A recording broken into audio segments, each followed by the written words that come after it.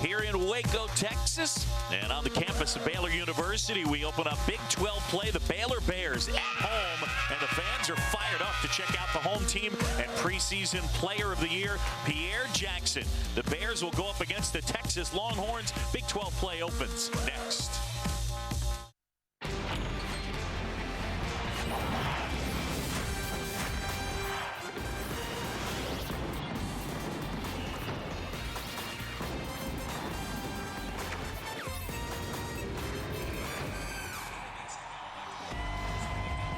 Welcome inside the Farrell Center, everybody. Waco, Texas, as the Longhorns take on the Baylor Bears. Hi, everybody. Thanks for joining us. John Shambi alongside Fran Fraschilla. Big 12 play getting started right here. The Baylor Bears, the Texas Longhorns, they've been two of the powerhouses in this conference over the course of the last 5 or 6 years. All right, let's start with this, though. Kansas off to a great start, clearly the favorite. But where do these two teams fit in conference play? Well, I think once you get by Kansas, 2 through 8, it's going to be a mad scramble for who finishes at the top of the league. These are two teams that certainly have the capability of getting there. Week in, week out, college basketball is fun because we get a look at elite players. And today we'll check out one of the top point guards in the land, Pierre Jackson, a guy who kind of burst on the scene last year at a junior college. Absolutely. The junior college player of the year 2 years ago from college at Southern Idaho, made a very nice transition to the Big 12. Outstanding scorer, becoming a terrific playmaker. And the thing you love about him, a team leader who will step up and make big plays time after time. And that leads us to a pretty good one-on-one as he goes up against Javon Felix. Well, Javon Felix was expected to play about 10 minutes a game this year, backing up Mike Kabongo. He's playing 36. It's been an uneven ride for him so far. Keep in mind, last 4 games, averaging over 8 assists a game. Time now to check out the Texas starting line. A very young team for Rick Barnes, Sheldon McClellan, Julian Lewis, Javon Felix, Jonathan Holmes, Cameron Ridley. Almost all freshmen and sophomores for the Longhorns, not just in the starting lineup, but off the bench. Meanwhile, for Baylor, the lineup goes this way. Pierre Jackson, the anchor, along with Brady Heslip, who is their shooter. A.J. Walton, the senior. Corey Jefferson, and a prize freshman, Isaiah Austin. Scott Drew not coaching this game for Baylor. He's sitting out the first of 2 conference games, part of Baylor's self-imposed NCAA penalties that were announced in April. And so Jerome Tang, his first career game as a collegiate head coach. I can remember my first career game. I'm worried to death in that locker room. I'm sure he's got butterflies, but he's been 10 years at Scott Drew's side here at Baylor.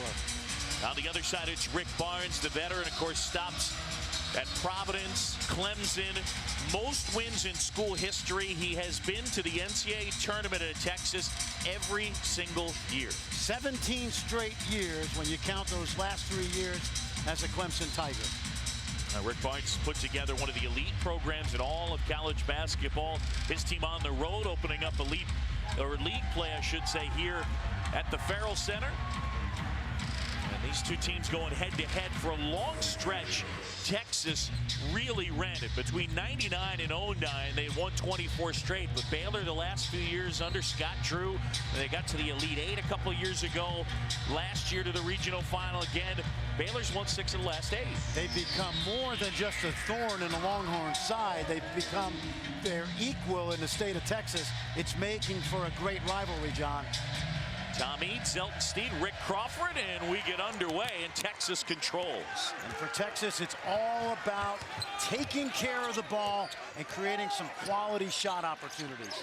Ball will be in the hands of Javon Felix a lot. There's a turnover. Well, you can't have that. That has been their major Achilles heel all season long. Jackson going to work immediately, absorbs some contact, and then a turnover the other way.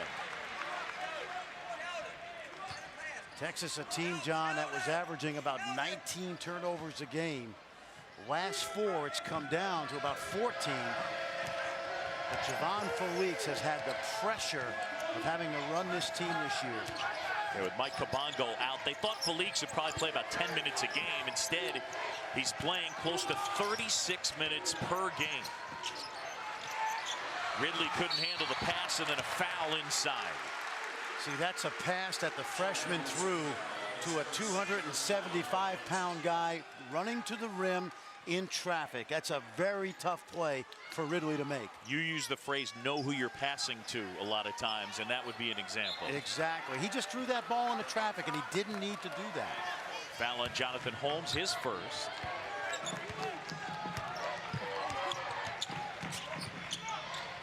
Austin lobbed to Jefferson, who can really jump. And another turnover.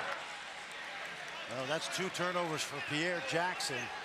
And if there's an area Pierre Jackson has really improved in his year and a half, it's taking care of the ball. You think back to the NCAA tournament last year, where he averaged 7 assists a game in tournament play, along with scoring a bunch of points. Connor Lambert has checked into the game, the freshman from San Antonio. And this one will stay with the Longhorns. If you boil down Rick Barnes' team this season, they've defended because of their length, but offensively it's been a battle.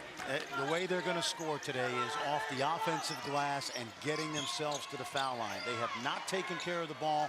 They've not shot the ball with any consistency all season long. They don't have an inside scoring presence among any of their big guys. Shot clock at 6.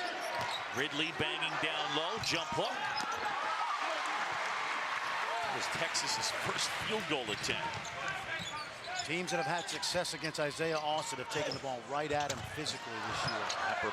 Acrobatic move from Walton wouldn't go, and Felix pushing it. Felix at the rim, and one.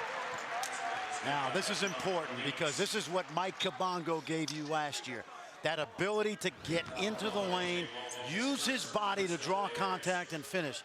Felix, not so much, but there's a good example right there of using that 190 pounds to bang with Walton and finish. Felix, not a high percentage shooter, coming in shooting a little over 30% from the floor, but at that close range, you're going to make him, and he did. So Texas off to the 3-0 start. Good look inside of the freshman Austin off the feed from Walton. Very good execution to cross screen.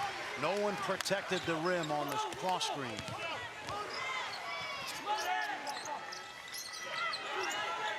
McClellan. Sheldon McClellan, their leading scorer. Very good from the free throw line, but inconsistent from beyond the three-point arc. Jackson weaving his way into the lane and rattles it home. That's not surprising. For a guy that's 5'10", he shoots at a very high rate inside the arc. And he's got that soft touch up on the rim.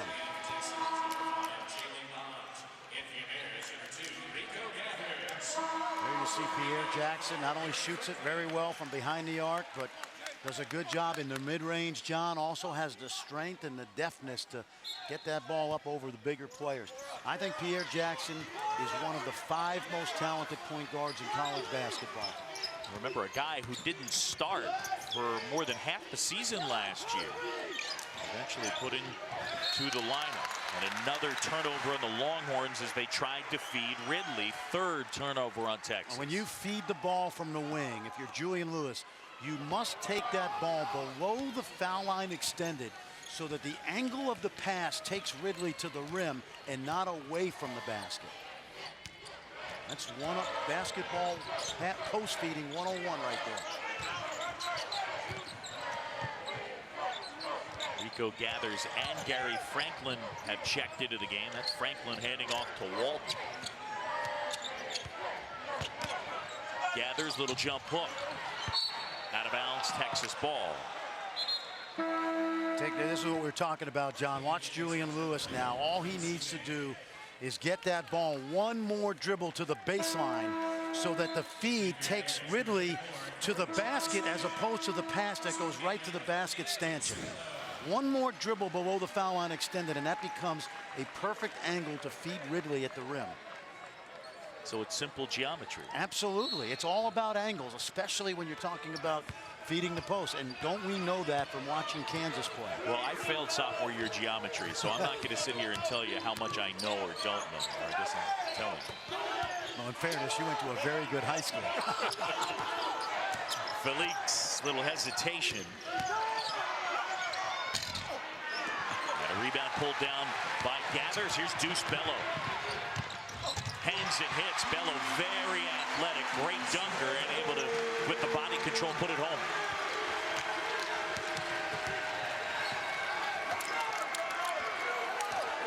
They're using Deuce Bello in that length and athleticism to pester Felix right here. Oh boy. Almost had a chance of that breakaway dunk.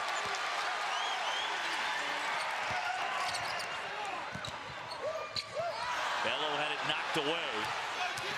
McClellan up ahead. And both sides a little sloppy with the basketball here in the early going. Baylor by a point. You know, it's interesting. Baylor in recent years had trouble turning the ball over. As their skill level in the backcourt's improved, they've been much better, but early on a little sloppy, as you pointed out. Jefferson, had a shot blocked right there by Prince eBay. Lewis a tad out of control. I want you to think about this, John. They're not getting quality shots, Texas. They must get quality shots, not doing it so far. And Lewis a bit hobbled. We'll check on him when we come back. Baylor up early. Back here in Waco, Big 12 play getting started for both these teams. Baylor up by a point. As we went to break, we showed you Julian Lewis a little bit hobbled as they work on what appears to be the right ankle. Fran, take a look at Lewis getting a little out of control and then the injury. Yeah, now obviously this is not a good shot, but you see he comes down awkwardly, so he's going to sit out for a while. So that right ankle they're working on. Remember, Jalen Bond missed a good chunk of time with a foot injury, also had time out with an ankle injury. So Rick Barnes has dealt with some injuries, as well as Kabongo being suspended for the 23 games. Here's what's taken place so far. That good win against Carolina, they're 8-5, but Kabongo, and we mentioned the injury to Bond, they played a combined 17 minutes. Well, they missed Mike Kabongo. Now, he certainly had a very spotty freshman year. I saw the improvement at the end of the year, but to go into this season as inexperienced as they are at the point has certainly been probably the major reason they've struggled offensively. Jefferson setting the screen, and then the feed there from Jackson, and Jefferson is fouled. Well, that's great pick and roll IQ right there by Jackson. Drew the two fenders. He's got a guy in Corey Jefferson who's really rapidly improving offensively. This is a great catch by Jefferson, the 6'9" redshirt junior, to be able to catch that ball. Keep in mind, John, Corey Jefferson averaged about 1.5 points a game as a freshman, not much more as a sophomore. Has become one of the most improved players in the Big 12 this year. Yeah, Corey Jefferson leading in field goal percentage, second in rebounding, as you were talking about. Look at the first two seasons. I mean, the playing time was pretty sporadic. You know, and it's one of those deals kind of like we've seen from guys like Jeff Withey and Thomas Robinson at Kansas. Corey Jefferson had the opportunity to play against some very good post players, three of them who are in the NBA right now: Quincy Acey, Perry Jones, Quincy Miller. We've seen how much Jeff Withey and Robinson improved playing with guys like the Aldridge, Cole Aldridge, the Morris twins.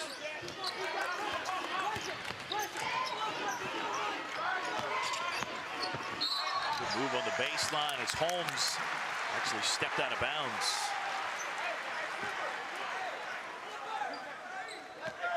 Boy, the thing about Texas, which is amazing, if you go back and average the last 10 years, they've been roughly in the top 15 in the country in offense. Right now, their efficiency is about .233 in the bottom third of college basketball.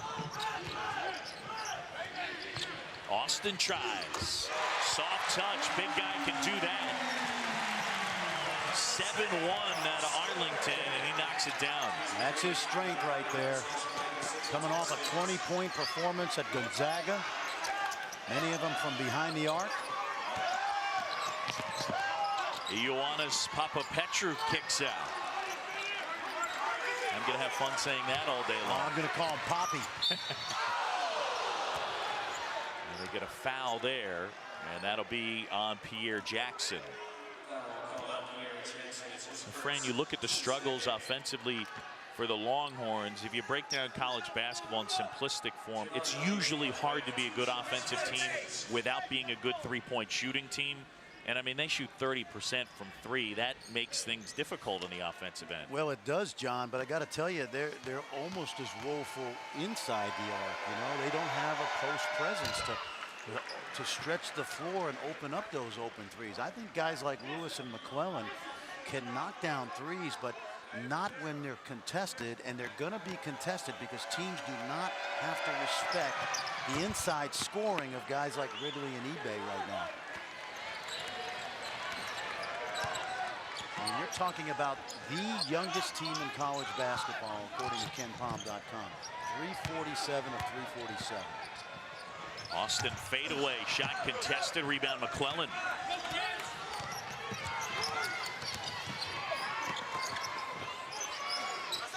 Felix finds Holmes, rebounded Jefferson.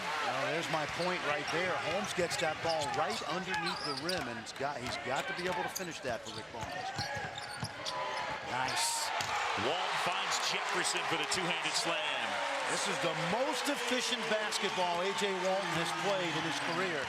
Talking about a guy with 60-plus starts, plenty of experience. Yeah, it was Jackson who displaced Walton from the starting lineup last year after he had started 48 in a row. That one from Holmes missed everything. Here's another example of the pick and roll. Walton gets inside. The hesitation, a little bit of confusion. What you love about pick and roll offense is it creates indecision on the part of the defense for that split second where I'm not sure if you got my man or you're not sure if you got my man. That makes sense? Absolutely. I'm not guarding anybody, I'll tell you that.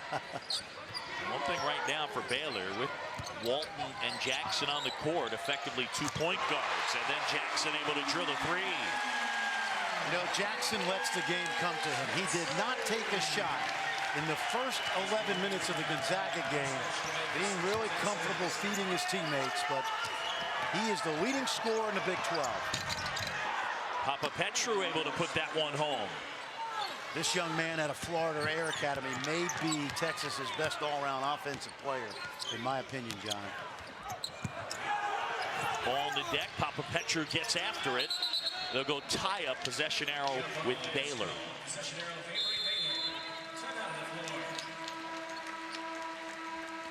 So timeout on the court. We take it with them today, the 22nd anniversary of a pretty special game. We'll tell you about it when we come back. John, watch this now. When you get the ball this deep against a guy like Austin, you must go at him. You see how if you don't stay on Austin's body, he's going to allow his length to be a factor. Brandon Davies of BYU and Elias Harris and Kelly Olynyk of Gonzaga, they wore Austin out because they punished him physically inside. Cam Ridley needs to learn how to do that with that frame. Got to go at the shot block. You got to go into his chest and take away his length. Good look inside. Papa Petru off the feed from Lammers. Big guys getting together. Well, he's a 6'8" forward. He can do a lot of things. Certainly he's not scoring like Lewis and McClellan is, but very talented.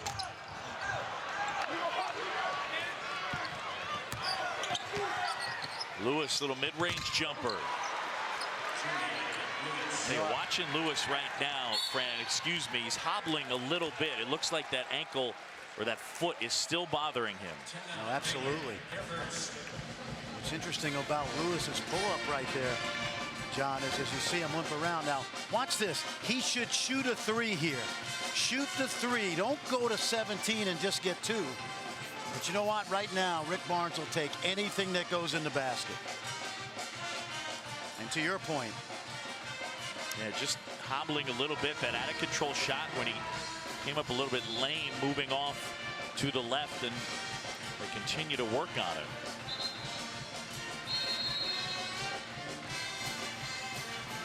So Baylor by a point. Coming up, ACC Sunday Night Basketball on ESPNU. James Michael McAdoo leads the Tar Heels against Joe Harris and the Virginia Cavaliers. ACC Sunday night. UNC, UVA at 8. Also live on Watch ESPN. We talk about guys improving every year. Akeel Mitchell, Virginia Cavaliers, 6'8", physical, kid from Charlotte, averaging about 13 and 9 right now. For Tony Bennett. Carolina had a good win last weekend, beating UNLV at home. And did it without Reggie Bullock, who has arguably been their best player. Reggie's due back tomorrow. Gathers off the window, wouldn't go. Jefferson rebounded, put back. I've always loved the length and athleticism of Corey Jefferson. Played right down the road at Killeen High School. He was a winner in high school. Team averaged about 30 wins a year. It's so hard, John, to get young players to accept their role and to be patient nowadays. And here's a perfect example. Corey Jefferson's in the midst of what's going to be 2 really good years for Scott Drew in this program. Jefferson last year averaged a little under 11 minutes a game. It's up to 30 this year. So he's been patient, he's gotten his chance, and he's made the most of it. The last foul, by the way, on Deuce Bello.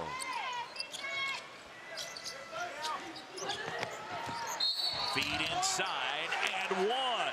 Prince eBay. Good slip screen right there by the young man from Garland up in the Dallas area. This kid's 6'11". Had a chance to watch him a lot in high school. Very raw. But this is a good inbounds play. A little slip screen. Bello gets caught on his outside as they try to switch it. With that last foul on Pierre Jackson, that's his second.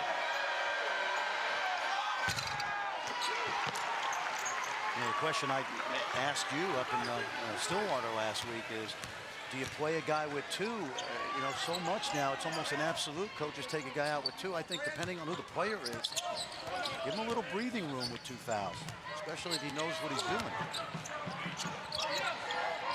Franklin, he's a shooter, and he buries that one. Gary Franklin, the Cal transfer, and a guy who, when he shoots, it's almost always from beyond the arc.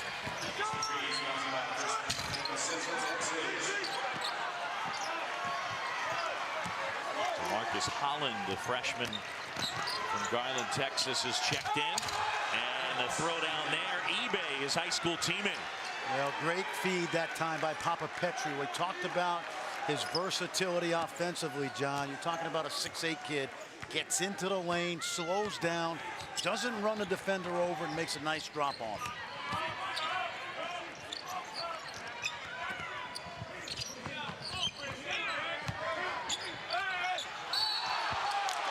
Austin is fouled inside. Isaiah will go to the line. Getting lammered on that last foul. Isaiah Austin, Fran Fraschilla, a big-time recruit for Scott Drew. Top 5 McDonald's All-American, and the nephew of Ike Austin, played close to 10 years in the NBA. Talk about a 7-1 guy. Look at these numbers, John. Coming into today, he made as many free throw attempts as he has had 3-point attempts. He went after eBay on that last possession. Both of these kids have played against each other a lot in Dallas. So where Isaiah Austin needs to continue to improve and evolve as an offensive player, being able to get the ball deep in the lane. I bet with eBay in there, he felt like, I've challenged this guy many times in the past. Uh-oh. Walton to steal. Jackson. And here Jackson will go to the line and shoot 2 as Holland fouled him. Papa Petru gets caught on the baseline. Then he throws one of those helium passes, which A.J. Walton picks off. And to the credit of this Baylor team, they become more and more selfish every year. Unselfish. Here in Waco, 7:52 to go first half. Baylor leading by 3. All right, so we talked in our open about the Big 12. Everybody looked at Kansas as the favorite. They played well. And then the next group after, Baylor even got a first-place vote. Well, Texas Tech and TCU are rebuilding with new coaches, but everybody else in the middle is fighting for that second spot behind Kansas. Big game today in Manhattan with Oklahoma State and K-State. You got a game like this. All of these games, John, in the middle of the league are going to really become important in March. It's a league without any question in a down cycle on the way up because of how many young players are in the league right now. So wins are going to come at a premium around the league, particularly on the road. All right, I'll put you on the spot. Right now, who's the second best team in the Big 12? I think it's Oklahoma State. I do. Based on what Marcus Smart has done for that program, I think they're solid defensively. They have weapons at 3 or 4 spots on the floor. Phil Forte can shoot it. Nash is playing the best of his 2 years at Oklahoma State. I think they're more consistent than Baylor and Kansas State right now. I saw Oklahoma earlier in the week, and they're starting to improve.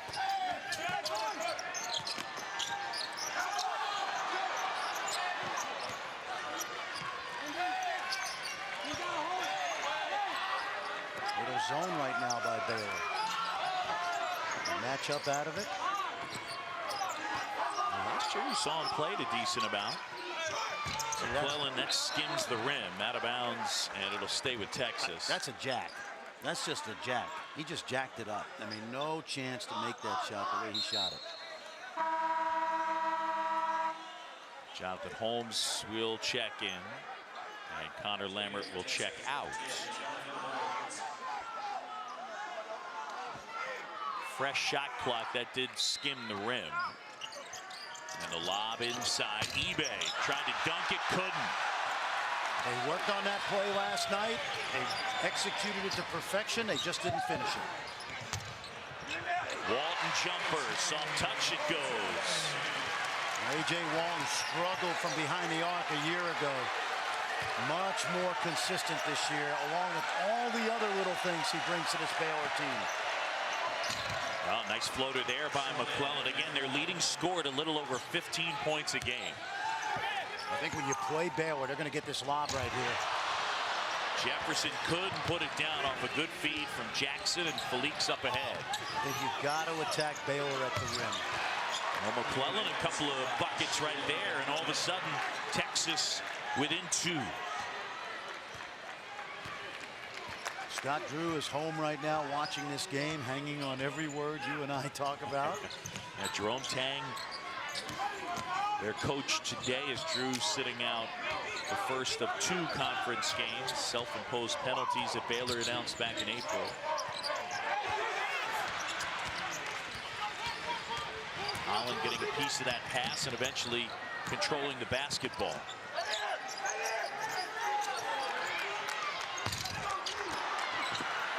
Jefferson, a rebound. Fans wanted a foul. Now Jackson.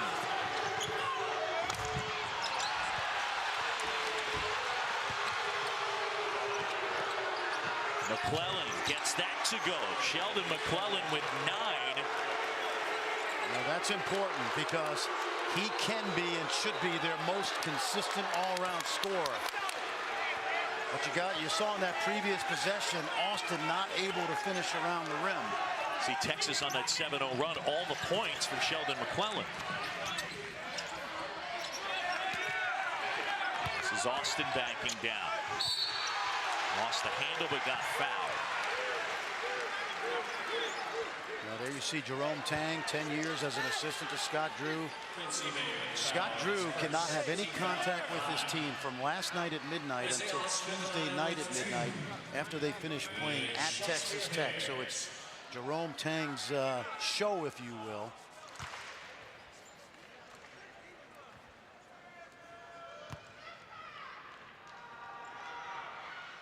Austin able to get the first, got a good looking stroke. I told you, the guy at times more comfortable way away from the rim and certainly facing up. Yeah, I've gotten a chance to watch him quite a bit, John, in high school, summer basketball. Really good work ethic, has a really good feel for the game. he plays like he's 6'7", which is both good and bad, because oftentimes he's invisible in the lane, especially against physicality. That will improve with time. He's likely to be a top 10 pick this year. I'm almost sure he's coming out, but he's also likely not to help an NBA team for 3 or 4 years. He also underlines a point you've made before. Texas high school basketball right now in America as good as probably anywhere. Yeah, absolutely. No question about it. Close in on 5 to go first half. Baylor by 2. McClellan short on that shot.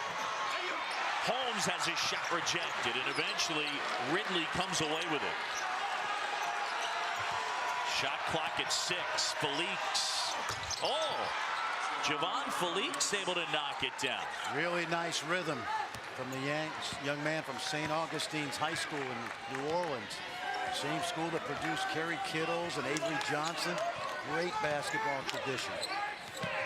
You know, it's like putting a freshman quarterback out there in the SEC, John. Except if he wins the Heisman, Frank. Yeah, that's true, but he's a redshirt freshman. That's true. I take that one back. Corey Jefferson is fouled, and he'll go to the line and shoot 2.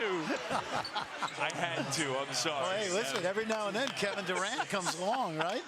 Johnny Manziel or Kevin Durant. How many times do you see a freshman quarterback get thrown in an SEC or a Big 12 get devoured game and get devoured like he's a JV guy? Yep. And in some ways, you know, Javon Felix playing all these minutes, it's like bringing a JV guy up to the varsity and sticking him out there. And yet he's coming on. You know, he's averaging 8 assists the last 4 games, only 4 turnovers. He's got to play 37 minutes, 38. Yeah, he's had to play a ton.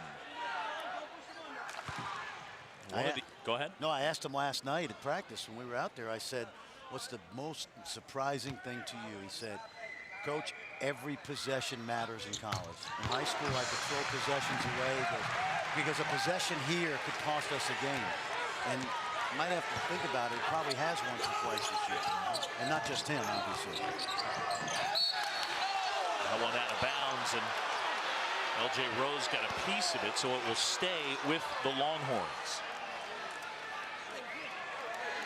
Jerome Tang getting on his officials like a veteran, you know? With a smile on his face. I'm talking to Rick Crawford. McClellan catch and shoot. And Rose eventually comes away with it.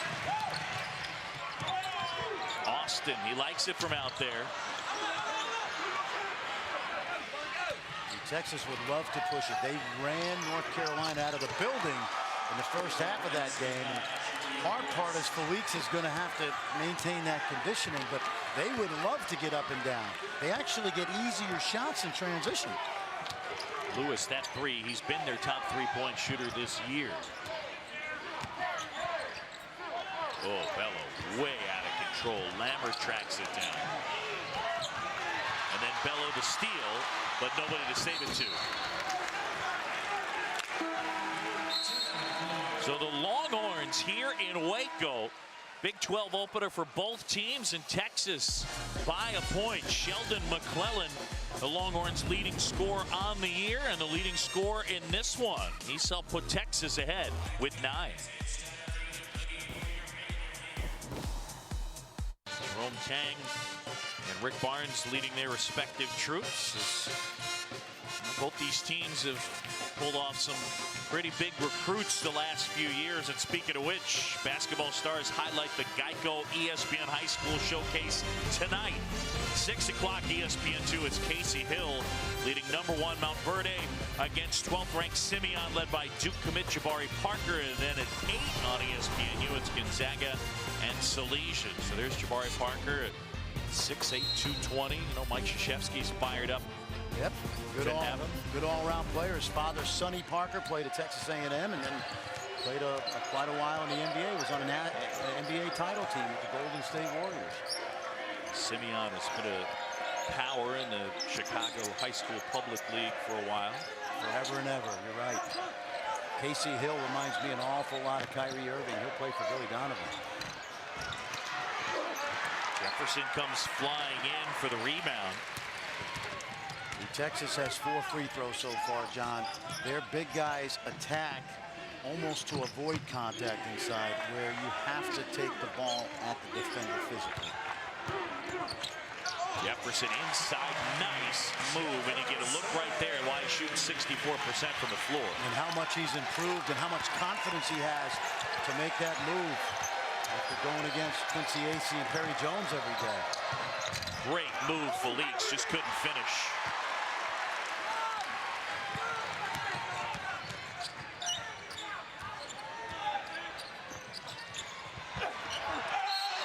Gathers from Jefferson. Good two-man game there. That's excellent interior passing. Not easy to do when there's a crowd in there, but Corey Jefferson, nice dump off.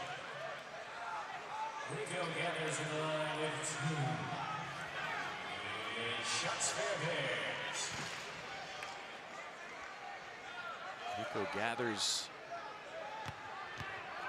6'6". They list him at about 260.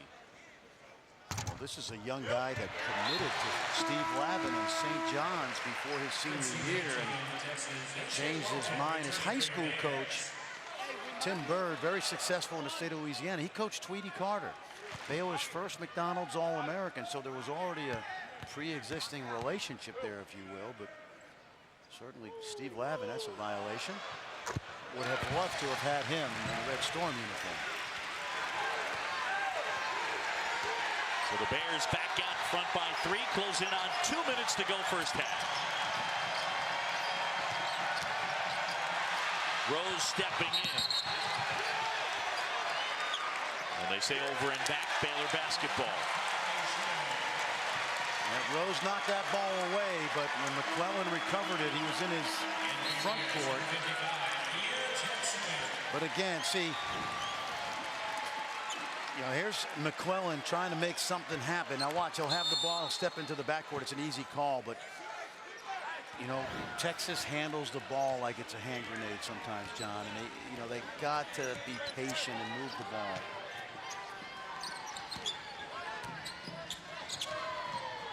Now Jackson back with 2, so he's got to play cautiously. Inside, oh, here Jackson flips it up and in. I'm not going to be surprised by anything Pierre Jackson does. Jackson grimacing a little bit. Looked like it might be his right quad.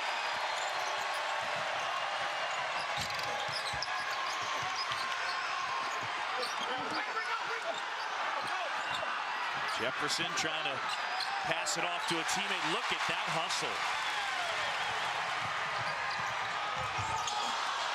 Almost an acrobatic move there by Jackson. Couldn't convert it into 2. And then Jefferson the swat. And a foul on the Longhorns. Wild sequence right there. You know what you love about Corey Jefferson right there? He could have swatted that ball 10 rows up in the Farrell Center, but he knew with the little guy on him he was going to get this block, and he keeps it in play. Watch. He just times it and just bats it down to the floor and keeps it in play.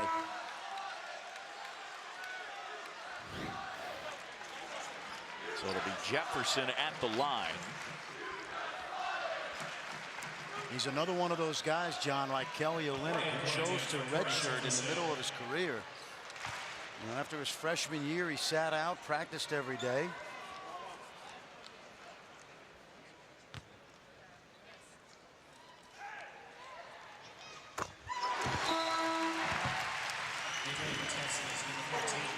Jackson grimacing just a little bit. And I think it's also good they take him out now with 58 seconds on the defensive end with the 2 fouls. So he could be back in there if he needed to be. But I think this is a good coaching move by Jerome Tang right now. And remember, they played him with 2 fouls. See, this is one of my pet peeves. Why not milk a guy who's important to your team rather than sit him on the bench the last 10 minutes of the first half? 8-0 run for Jerome Tang's Baylor Bears.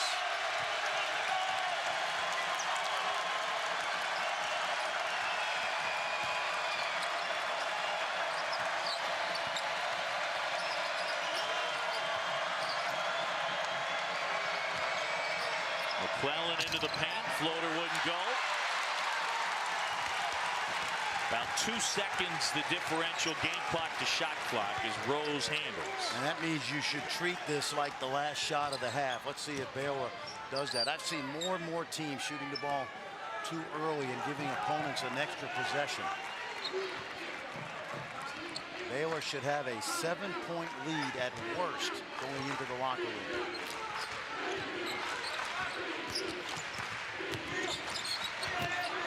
Rose inside.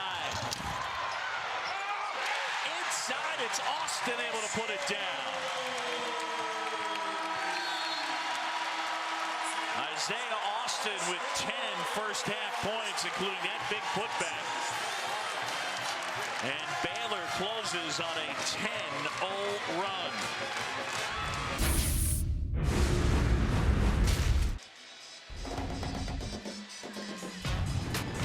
Now back here in Waco, and the Bears leading this one at the break 40-31. Big 12 opener for both of these teams. John Shambi, Fran Fraschilla with you. All right, so 3:49 to go in the first half, and Texas at a 31-30 lead, and then Baylor goes on a 10-0 run. How'd they end up doing it? Well, it's been Texas all season long having scoring droughts at the most inopportune times. There are 2 inside players, you know, Ridley and Holmes 0 for 6 from inside the paint. On the other hand, Jefferson Austin very solid. They've got themselves 10 free throws, and they're 6 for 12 from inside the paint area. Yeah, that trio, those guys, Jackson, Austin, Jefferson, they really did damage. Well, you love what Corey Jefferson's doing now, okay? He's on his way to his 5th double-double of the season, rapidly improving. Then you have the big guy who can knock down shots from the outside. He compliments Jefferson.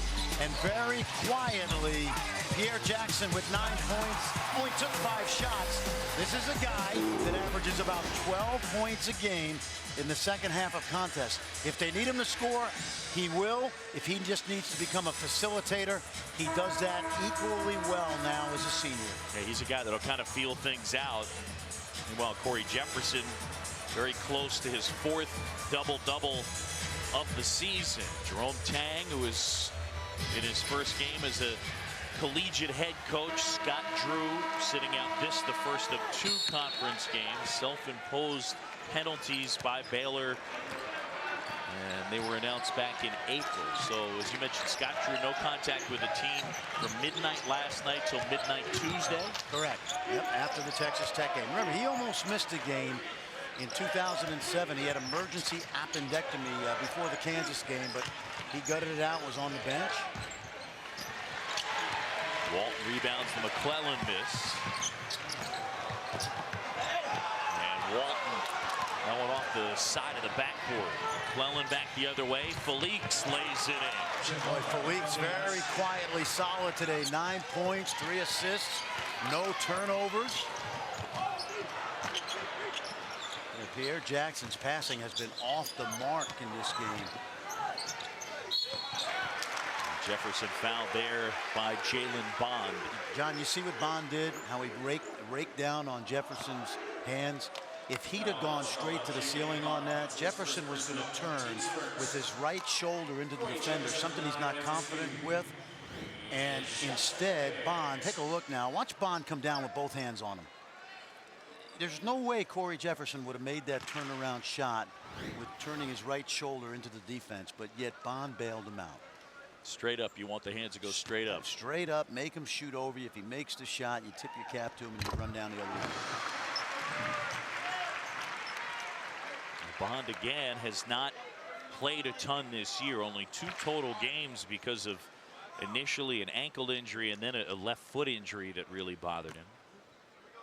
He came back from that left foot injury against Rice in their last game, but he's played a total of 17 minutes this year coming into this one. Well, keep in mind what you have right now with Texas. You have Bond and Holmes for the first time this year. I believe right now this is their best interior lineup. There's Bond with the rebound.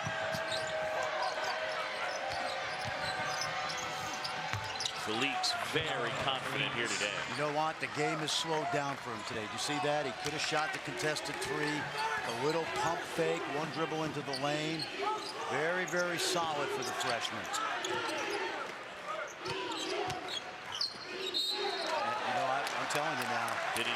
did it again, and it's silly.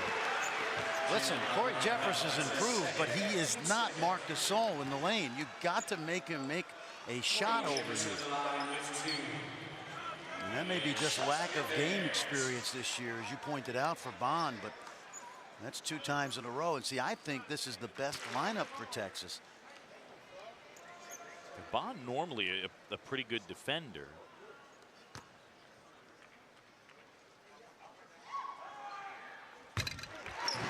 Jalen Bond, who originally signed with Pitt, kid who's a native of Philadelphia. Well, he got a chance to come to Texas because Jamie Dixon had oversigned, and they had to let one of their recruits loose, and it turned out to be Bond. And Rick Barnes jumped on him the early part of the summer 2 years ago. Good role player. Not in shape yet. One of the big reasons why Baylor's ahead, advantage at the free throw line. Baylor has attempted 18 free throws, made 15. Texas, meanwhile, 3 out of 4. So Jerome Tang's team getting to the line, and that has been monstrous. And we said at the top now, because Texas shoots such a poor percentage, they were going to have to do the job on the offensive glass and get to the line. Julian Lewis buries that jumper and still hobbling down the court. First half foot injury bothering him. He's fortunate that he gets a chance to chase Brady Heslop around. I think that's something he's able to do. Turnover there. If you missed it, this is what happened. Lewis got a little out of control, and it was that right foot that he started hobbling on. They went and worked on it, but he was limping the rest of the half. And it's still bothering him here, it appears.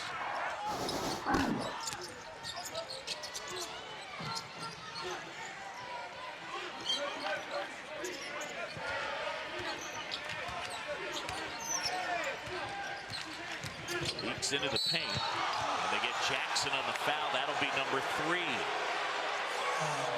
So Jerome Tang is going to be faced with his first big decision of the day. My sense is he'll let him play through. Jackson didn't think he got the ball. He rarely complains, but again, the comfort level of Felix. They had nothing brewing in that half-court set. No, it looks like L.J. Rose will get him. What I like about this, getting Jackson right now, is I would bring him back reasonably quickly, but you don't want him in the heat of the moment because the adrenaline is flowing to pick up the 4. But 3 fouls, you don't hesitate. You played L.J. Rose a few minutes. And I think we'll see Jackson back in short order. People may not remember, but L.J. Rose's dad, Lyndon Rose, played on Phi Slamma Jamma, now one of the prominent attorneys in the Houston area, former Board of Trustees member at the University of Houston. Gary Franklin gets the timeout. Bears basketball when we return, and Baylor up by 6.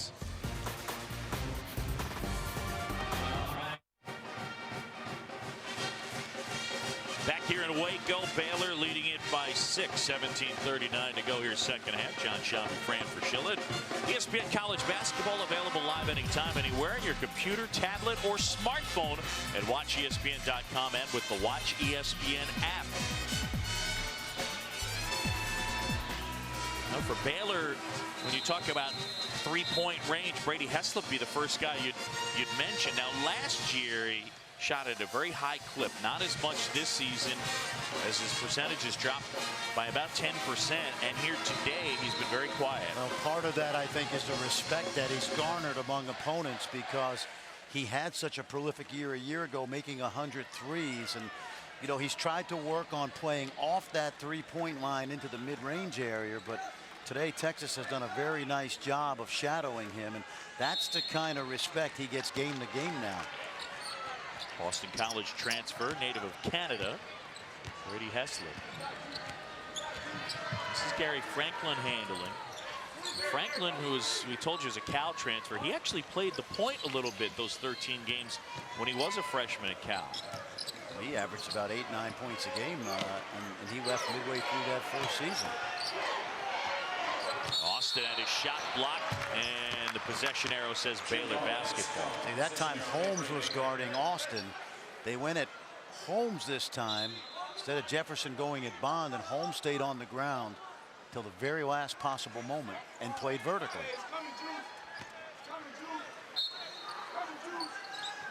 Eight on the shot clock. Rose. Hessler puts it on the deck, gets inside, and he'll shoot two. There's a perfect example that time. Brady Hessler was chased off the three-point line, got himself into the lane, and then you got to know who you're guarding, because that's one of those plays where if you're Texas and he gets into the mid-range, I'd rather him try to make the running floater than to bail him out. Foul on Jonathan Holmes, his third. Brady Hessler transferred to Boston. He went to Boston College in the mid-year. He's going to play for Al Skinner. Steve Donahue took over, and he left Cornell to go to Boston College. And Brady Hessler told me a couple years ago, he says, I don't even think they knew I could play. They just told me, if you want to leave, go ahead. And so he ended up at Baylor. He's got great bloodlines, family of coaches and players, and his uncle Jay Triano, former coach of the Toronto Raptors, now with the Portland Trailblazers. I think he could have played for your alma mater, John. Oh, I think so. Zanny down. Felix, nice feed inside. Is Bond able to hit the lefty layup? I would have preferred a bounce pass on that pass, but you know what? He got it through, and Bond did a nice job of catching that ball. Picky, picky, picky. But it underscores his ability to get into the lane today. Such a coach. You're such a coach. I would have pointed that out in the film room after I said, nice look right here. But you know what you like about the kid? He's been very, very cool, calm, and collected today. Felix has played so well. And his Longhorns within 6. You know, you think of Felix and you think of Mike Kabongo, and he'll be eligible February 13th against Iowa State. And you know, his draft stock has really dropped. If I were Mike Kabongo right now, I'd just say I'm coming back for my junior year, and I'm going to prove to everybody that I can lead a young team like this deep into the NCAA tournament. Good move there in the baseline, Julian Lewis. And he is still hurting, man.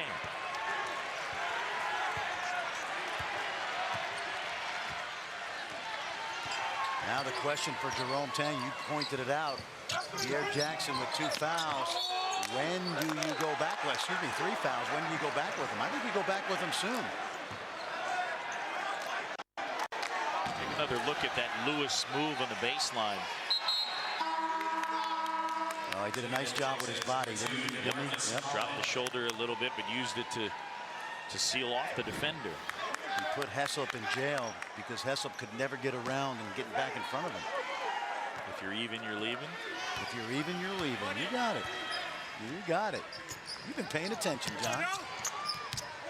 Saw Lewis go to the bench with that right foot, right ankle problem. Holland being harassed, and they'll go to the tie-up Texas basketball. Good defense there by Baylor. Our under 16 timeout, and the Bears at home opening up Big 12 play. They lead this one by 4.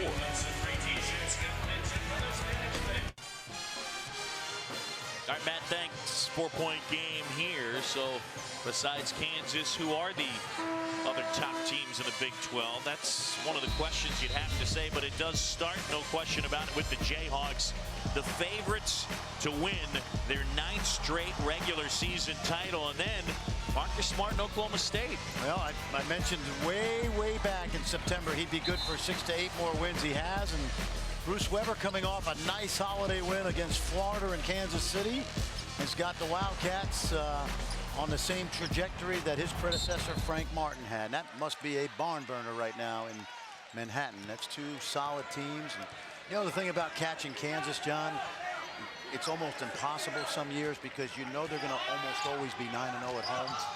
In the last 3 years, they're like 21-4 on the road in the league under Bill Self. So Felix missing that one, but the rebound inside by eBay, and he's fouled. well, that's important. The big fellow went right up strong to the basket. Felix again, another good-looking rhythm 15-footer. And he put that ball softly on the glass. I watched Texas practice in September, and I've watched this young man eBay in high school quite a bit. He's very raw offensively, John, but I believe he's the best pro prospect on their roster right now. We're not talking about a one and done or a two and done. But he's got really good size. He's an excellent athlete and shot blocker, and we've seen glimpses of it today. He was born in London. His parents are from Nigeria. He gets them both. 2-point game here in Waco. Little pressure now by Texas. A 9-2 run for the Longhorns.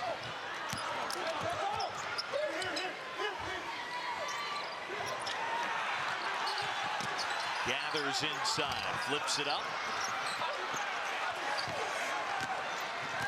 Watch Texas, you realize how young they are. It's like watching a JV team. Papa Petru will get it to Felix, and they'll set it up.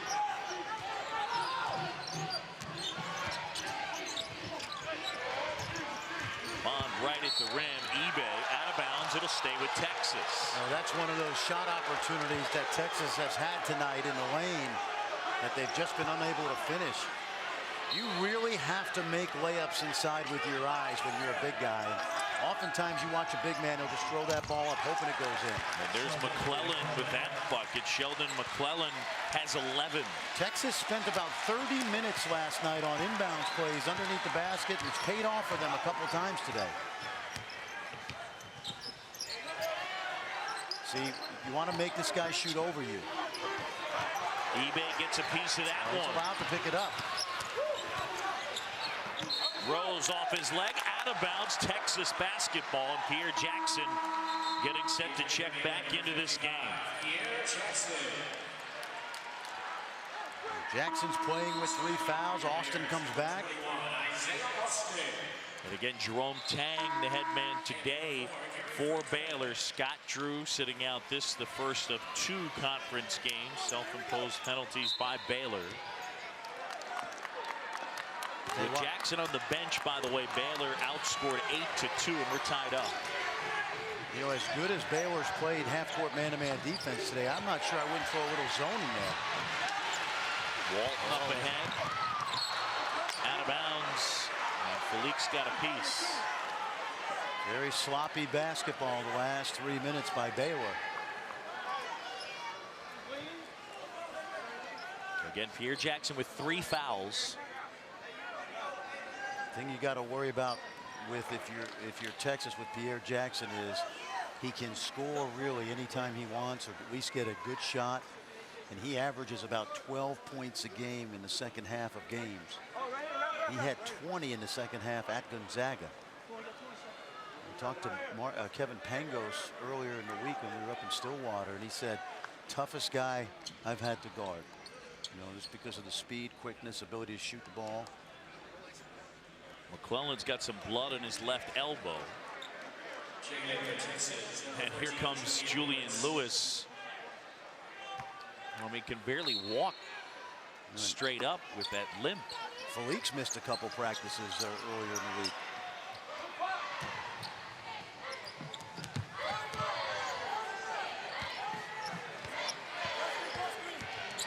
Tied up 46 apiece. Jackson.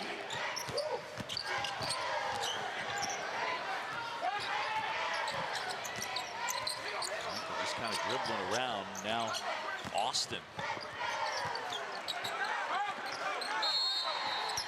And they get 3 seconds inside on Gathers. Right now, Baylor's half-court offense discombobulated. They passed up a couple shot opportunities in that possession.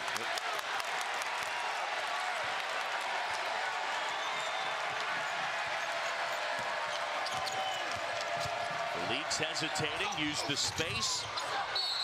And over the backboard, it'll be Baylor ball. That ball stuck up there now.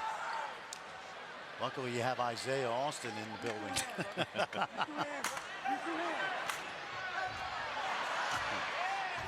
This were a high school game, that'd be up there for 10 minutes.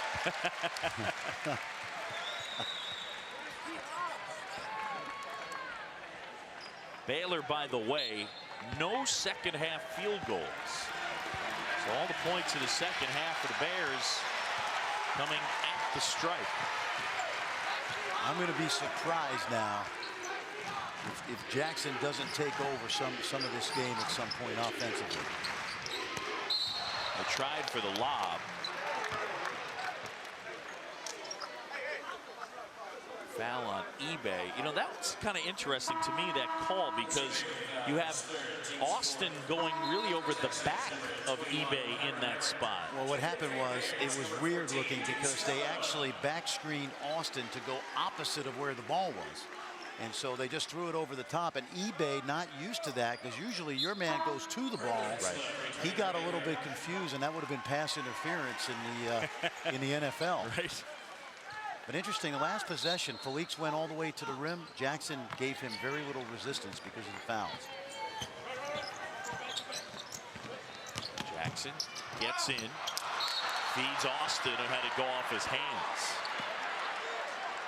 And that's been the story of the second half so far for Baylor. A lot of missed opportunities.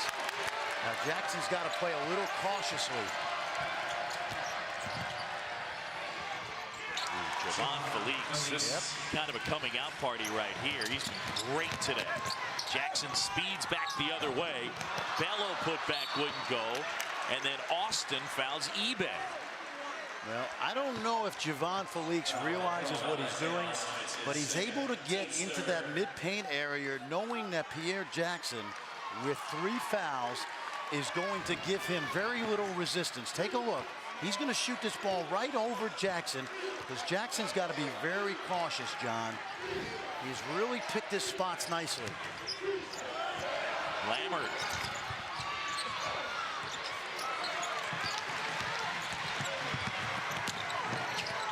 Texas by 2.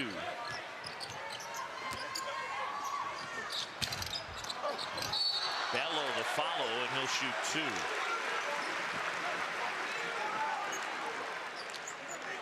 Anybody who's guarding Deuce Bello has got to understand, when a shot goes up, you must get a body on him, because he is a high flyer. He's an energizer. His game is about attacking the rim. That last foul on eBay, it's his 4th, so Cameron Ridley set to check back in.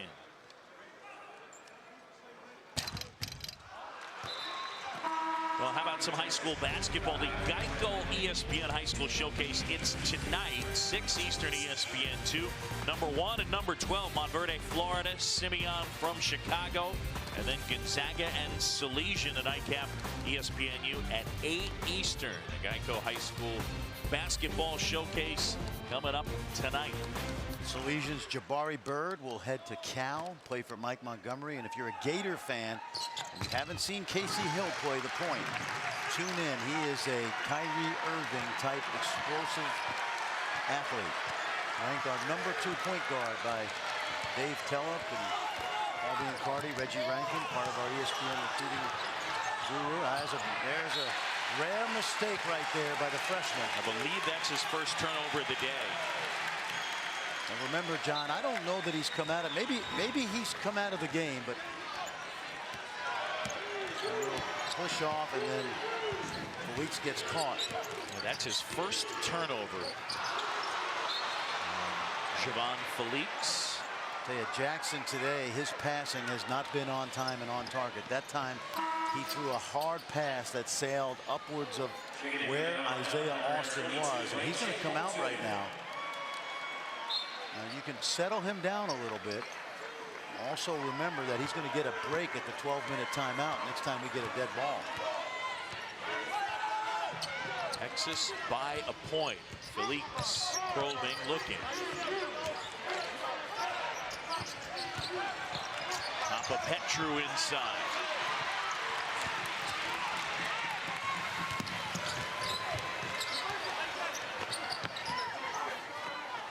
Bello finding Jefferson, who's fouled. And that foul on Ridley. Close one here in Waco. Big 12 opener, both teams, and the Longhorns on the road by a point.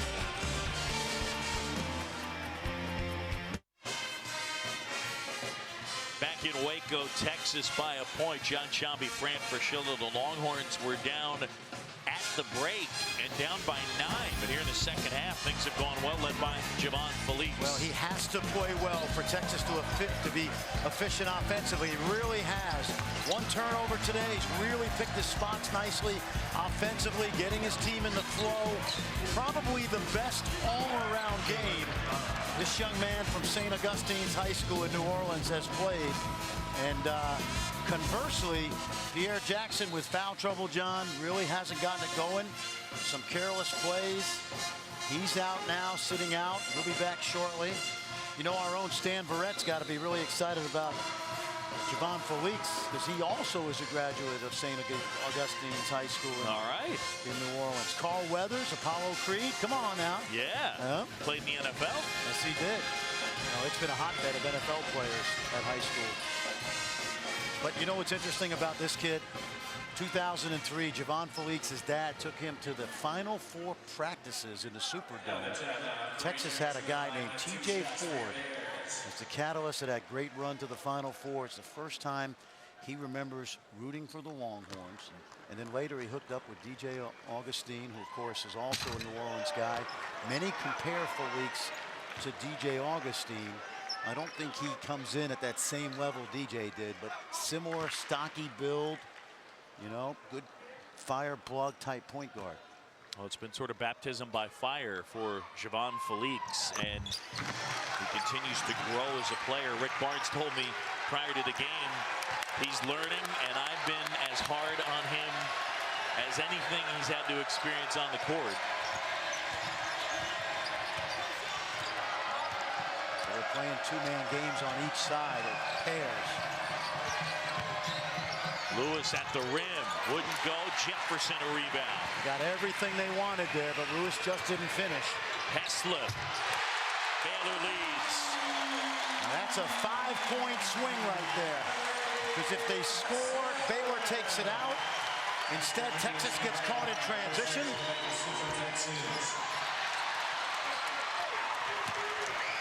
That Heslip three, by the way, the first field goal of the second half for the Bears.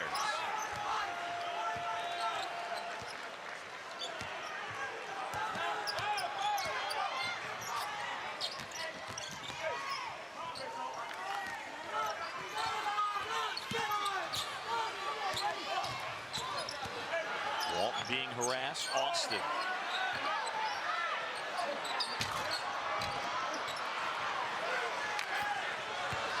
Felix on the go, pushing ahead, lays it in. Javon Felix.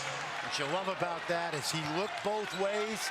He had McClellan and Lewis on each wing, but nobody stopped the ball, so he took it right to the rim. You talk about probing right there. Excellent job by the freshman. Heslip used the ball fake. That's a 2. Which means it's out of his range.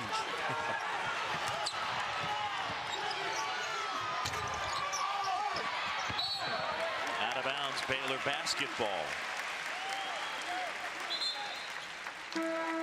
Watch his eyes now, John, as Felix comes up the court.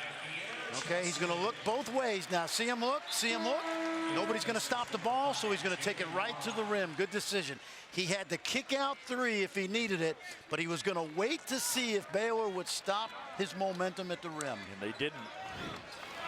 16 points, his career high is 20. And the Longhorns right in this one, trailing by just a point. It's only about 100 miles down the road to Austin, but he made catch a good nap on the way back because he has played a lot of minutes. Let's see if Jackson now can take over this ball game.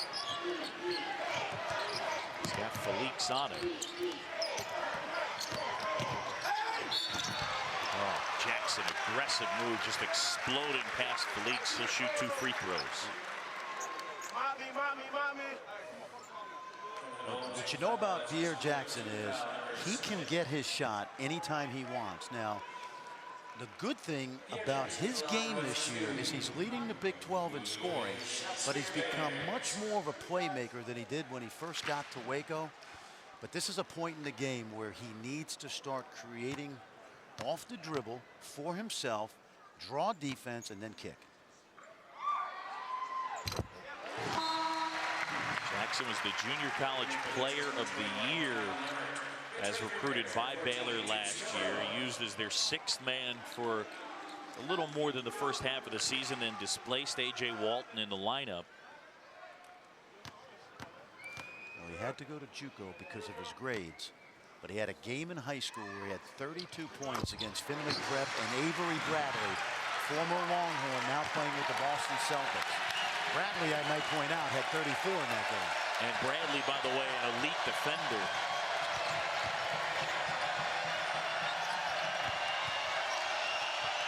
McClellan getting bumped. Lammert back to McClellan now. In the last few minutes, it's been both ways, so the officials got to make sure that they eliminate some of this contact. Shot clock at 9. And they get the moving screen there, as that was set by Jalen Bond. That's a good call. It comes at an inopportune time for Texas, but the last 3 or 4 minutes has been a little too much contact on both ends, and it's affected the flow of the game. So they've got to have their whistles ready to go down the stretch.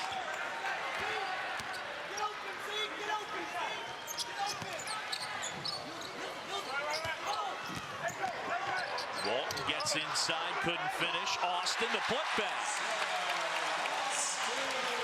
A dozen for the freshman. Rick Barnes has 4 timeouts left. He does not want this game to get away.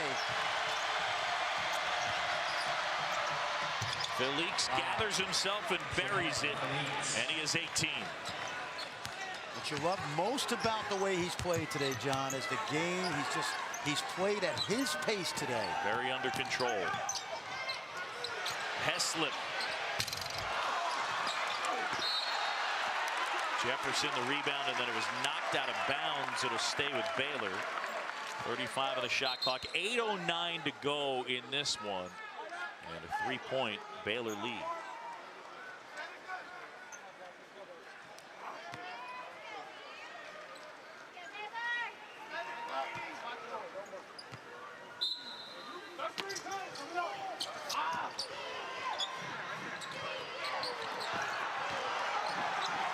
Wasn't paying attention. Now they leave Hessler. Big rebound by Walton. Now Jackson a 3. And Texas basketball. Our under 8 timeout here at the Farrell Center. Good one in Big 12 play. 3-point game. Baylor on top. Jerome Tang is the head coach for Baylor here today. You have a way of describing going from assistant to head coach. Oh, absolutely. You go the 18 inches over, right? Right now, everybody's got a suggestion in that huddle. See? 5 assistant coaches. They're all giving Jerome Tang suggestions. Ultimately, he's got to be the guy today to make a decision and go into that huddle with his team and say, okay, guys, here's what we're going to do. So this is the first time in his college coaching career he is making decisions instead of making suggestions. And you know what? I think he's done a pretty good job today. Manages bench well. I love the distinction. Assistant coach, make a suggestion. When I worked head coach, make a decision. When I worked for Rick Barnes and Danny Nee and Gary Williams, I had all the answers, baby. I had all the answers until that first game I coached as the head coach. First game I coached as a head coach at Manhattan College was against Butch Van Bredikoff, who coached Bill Bradley and Princeton to the Final Four. He coached the Lakers to the NBA championship. I'll never forget being in that locker room before the game. I said, if coaching has anything to do with this outcome, I'm in trouble. You know what? We won by 20. I just had a few better players. You didn't need many suggestions that day.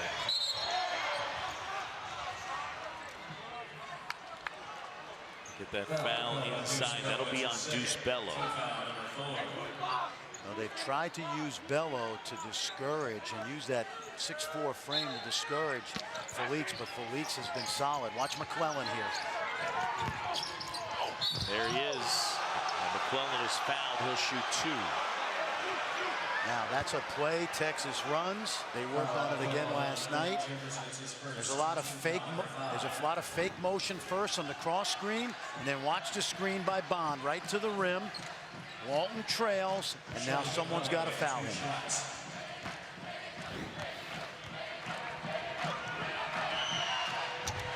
A rare miss. McClellan 85% from the line.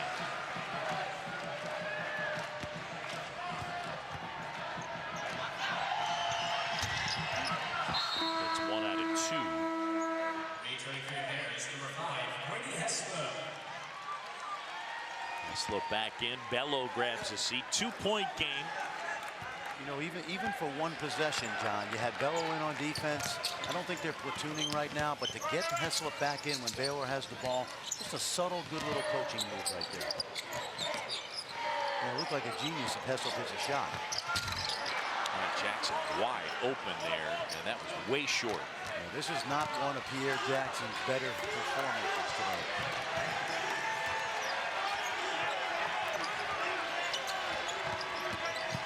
Felix, great move, and he matches his career high. He's got 20.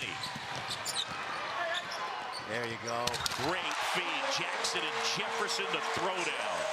Jackson's quickness set that all up. On the other end, Felix knows that Austin is not a rim protector, so he went right by Jackson.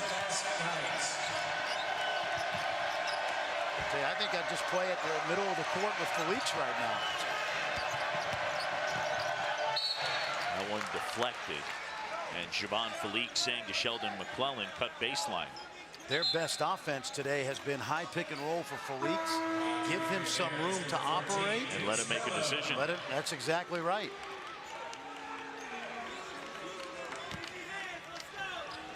San Antonio Spurs, Bruce Bowen is doing a recent Texas game, and he talked to Felix a lot about pick and roll. They're going to get Bond again on a bad screen. Jalen Bond on foul. It's his 4th personal. Team foul number 9. Let's take a look at this. Checking in for Baylor, number 2, Rico Gathers, and number 5, Brady Heslop. Well, see, here's what happens. Bond gave you the chicken wing, and so the defender trips. But Felix has got to be a half second late so that Bond can establish a legal screen. Oftentimes on an illegal screen, John, it's more the fault of the man with the ball. But what they're trying to do is they're trying to screen at the very last second. It's a European concept. And sometimes you got to be careful because you're still moving.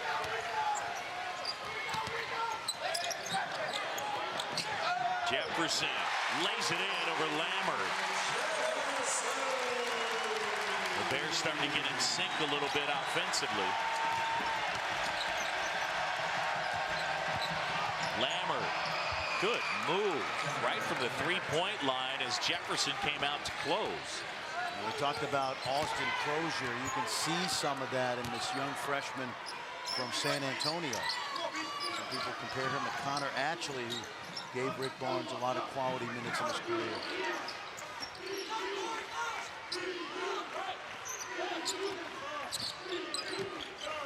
Jackson, a little fadeaway, gets it to go. I mean, he's had 4 or 5 shots where he's much more open the last few times down the court. But he buries that, and he's got 13. Well, he's at that stage of this game now with 3 fouls. He shouldn't have to worry. Just throw caution to the wind. Nice pull-up. Sheldon McClellan. Oh, you got him.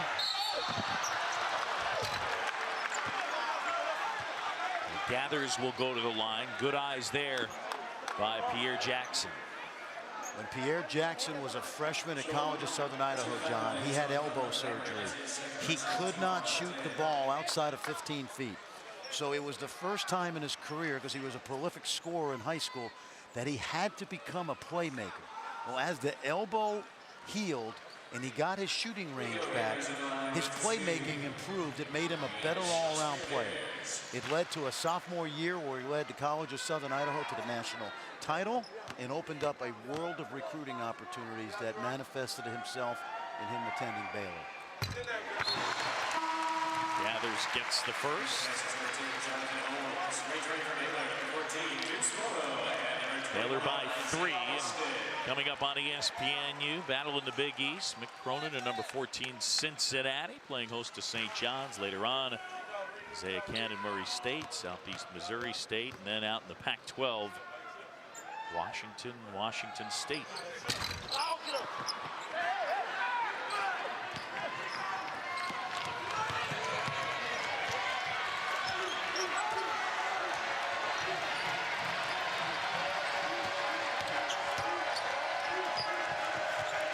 See where they go here, under 5 to go. 3-point game. Bello has been the guy shadowing Felix all night. 22, a new career high. Now this is DJ Augustine, like another look ahead by Jackson. Look at that. Gathers could not convert. Bello picks it up. He couldn't finish. Gathers a rebound. And a timeout is called by Baylor. How about that? Great work on the offensive glass by the Bears. Big 12 opener here in Waco for both these teams. How about the ACC? Sunday night basketball, ESPNU. James Michael McAdoo will lead the Tar Heels against Joe Harris and the Cavaliers. It's ACC Sunday night hoops. UNC UVA at 8 Eastern on ESPNU and also live on Watch ESPN. So a 1-point game here at the Farrell Center. Rick Barnes been led by his freshman point guard Javon Felix. We talked about how he has had to mature, playing more minutes than he could ever possibly have thought of when he signed with Texas.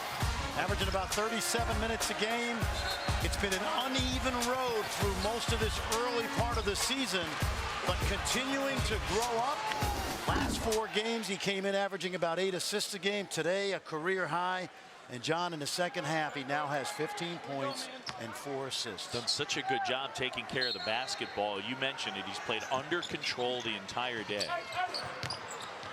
Gathers, pump fake. Austin inside, puts it home. Texas has not done a good job of cleaning up the defensive boards the last few possessions. Holmes from deep. Got it. Trickles in. That's only his 6th 3 of the season. It ties us up at 64 with 4 minutes to go here in Waco. I just would not foul Austin or Gathers inside. Make them score over you. There's Austin, throws it down. And the playmaking ability of Pierre Jackson on display. That time Pierre Jackson had eyes in the side of his head because he had great peripheral vision to see Austin slip to the rim. Felix will try. Oh man, flying in. Bond couldn't finish and he is down in a heap. They're going to have advantage. I think you almost want to foul somebody here. Heslip.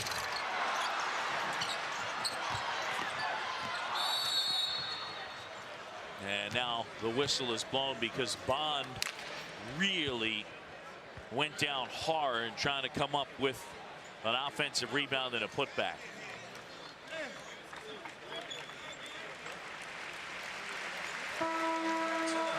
Two-point game here in Waco. Felix the jumper.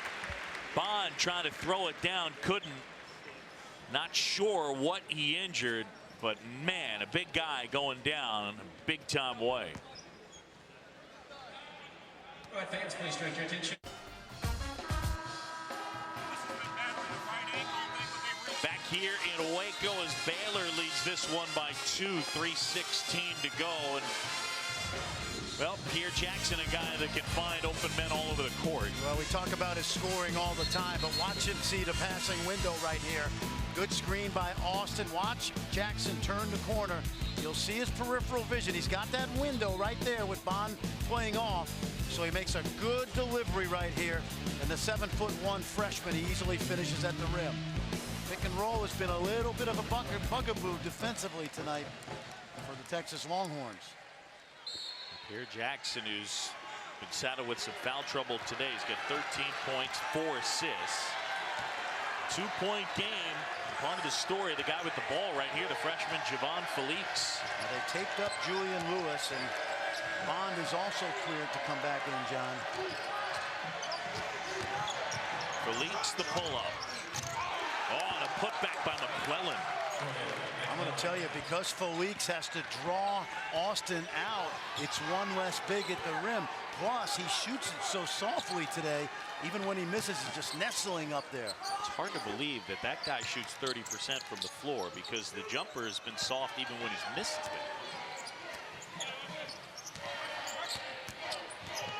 Jackson step back three. That's another offensive rebound for Baylor. Texas usually very good on the glass. Tied up here in Waco. Big 12 opener for both these teams.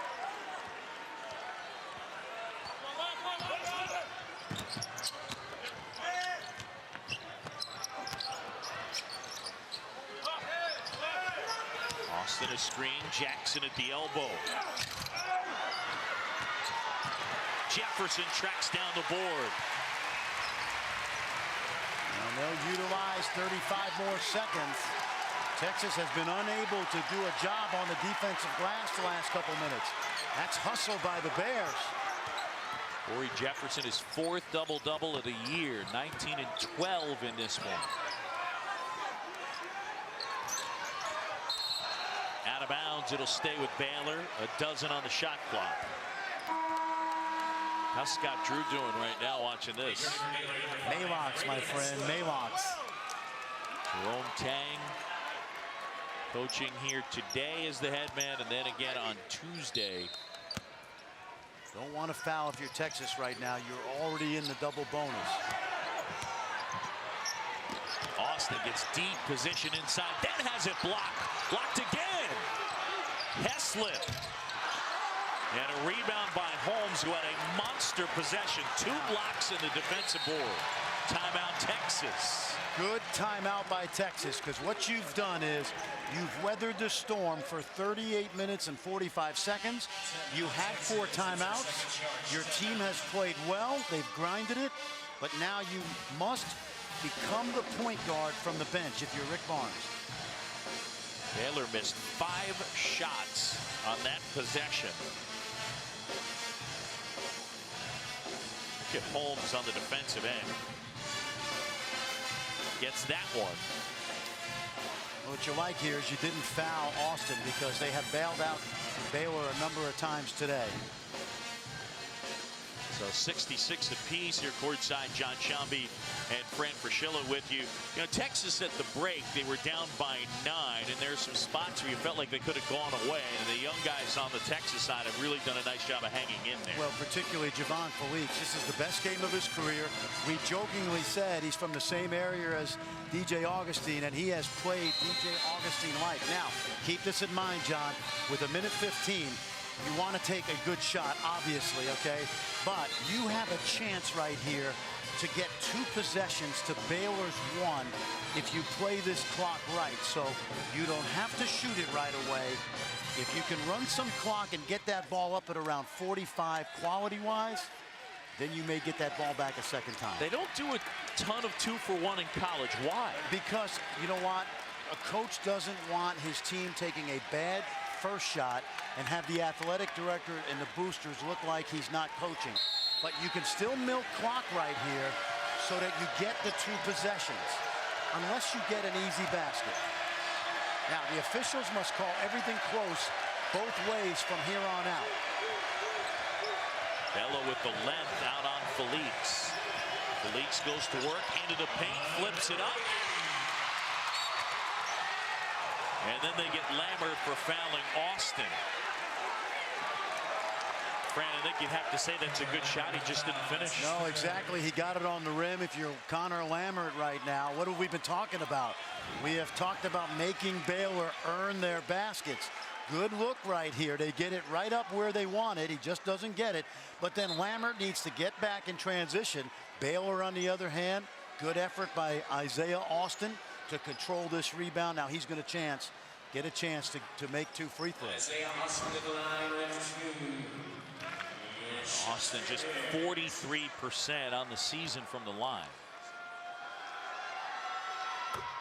Gets the first. It's an odd stat, isn't it, when you think about a guy who, even though he's big, is known for being a perimeter guy. It's weird that he wouldn't be good from the line. He buries that one.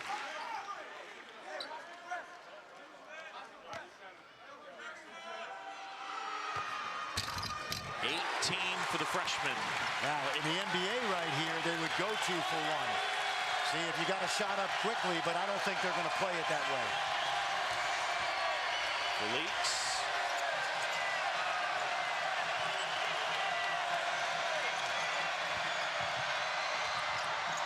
Oh, and the follow by Holmes. And we're tied back up. And why, John? Because Felix is able to get Austin engaged at the rim, opening up a chance for an offensive rebound. So even though Felix doesn't make the shot, the fact that he takes Austin out of the play opens up the lane. Take a look. Watch Holmes come right down the lane and get the opportunity to score. Now, here it is again. He's taken Austin on all night long. That time, Austin tried to challenge, and Holmes came down the lane. I mean, that was almost like a lob because the shot didn't hit the rim. It just hit the glass, and it was easy for Holmes to clean it up. And now, Holmes with that big bucket. But the game clock's at 38.6. The shot clock at 35. Effectively, Baylor holds for the last shot, That's right? exactly right. You have to treat this last possession. You got to, unless you can get an easy opportunity to score, you want to shoot this ball with as short a shot clock as you can. So on the miss, you're not giving Texas a chance to go down and score at the other end. Remember, Baylor has only 5 team fouls. Texas is in the double bonus.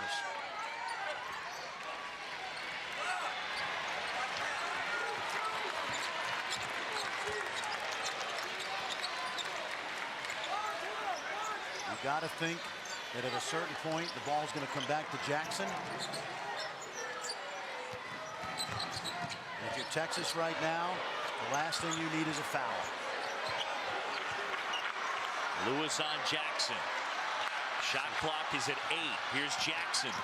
Jackson going to work. Had it knocked away, and it'll stay with Baylor. Baylor's got 2 timeouts left. 4 on the shot clock, 7 on the game clock for Jerome Tang.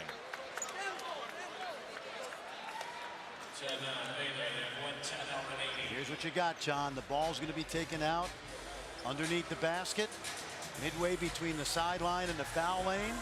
A couple things you have to look for. You want to, what I would do right here is set up a play where I can get Isaiah Austin's 7-1 frame going to the rim with a potential for a lob, knowing the defense must collapse, and then screen in for either Heslop or Jackson. If not, run it out top, kick it out top to Jackson, and he's got time to drive it, make a play. All right, Matt, so there you go. Possession arrow belongs to Baylor. Double bonus shooting for Baylor the rest of the way as Texas has 10 team fouls. Baylor actually with a foul to give there. 2 timeouts for the Longhorns, 1 for Baylor. And this one has been tight. I'll be interested to see as they come out of this timeout who guards the basketball and who takes it out. Gonzaga and a number of other teams take their biggest player and they put him on the ball, trying to discourage any passes to the rim. Okay, Jackson's going to take it out. And he's got 6'3" Julian Lewis on him. Watch Heslop. Watch Heslop. Shot clock winding down. Heslop has to chuck it up. And it'll be a shot clock violation. Now Rick Barnes has 2.4 seconds. Now let me tell you something. Now here's the one point that I would make. The difference between shot clock and game clock was exactly 3. Now it's really interesting here because you cannot go to the monitor. Take a look now.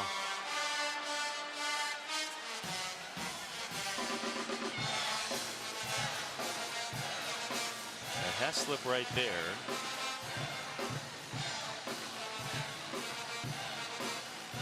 They may put some more time on the clock because when the clock went to 0, John. Now, here's the deal about this, okay? Understand this. You cannot go to the monitor to determine whether a violation occurred except for a shot clock violation at the end of a game. Okay. But the officials can go to the monitor to see if there's a timing mistake. And that's kind of how they get around the rule. See, my contention is when it hits 0, whatever's on the game clock is what it should be. Keep in mind that the official clock is the one that's at the top of the board, behind the boards. And they're going to keep it at 2.4 is what it looks like.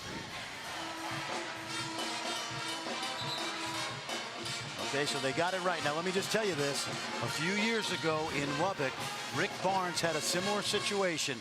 They threw the ball to half court and they called timeout. They took it out at half court. Now he's only got 1 left. So it looked, they may be able to throw it to midcourt and call timeout. They ran a second play and Mouton hit a shot to beat Bob Knight and the Texas Tech Red Raiders.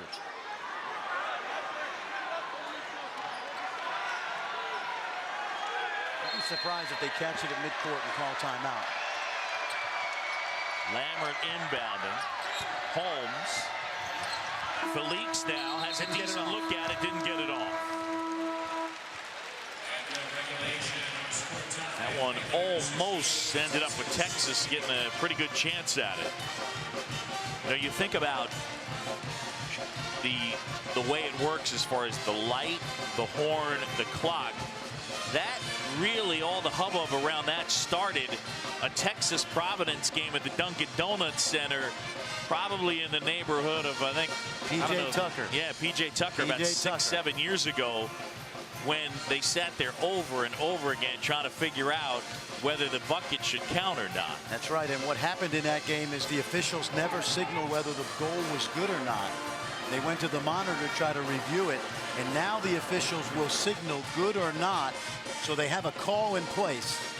Then they'll go to the monitor.